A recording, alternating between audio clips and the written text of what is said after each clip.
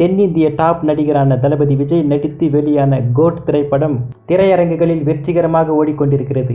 இந்த படத்துக்கு அவர் 200 கோடி சம்பளம் வாங்கியதாக இந்த படத்தின் தயாரிப்பாளர் அர்ச்சனா கல்பாத்தி அவர்களே கூறியுள்ளார். இது இப்படி இருக்க, அவர் நடிக்க போகும் அடுத்த படமான தளபதி 69 படத்துக்கு அவருக்கு கொடுக்க போகும் சம்பளம் குறித்து தகவல் வெளியாகியுள்ளது.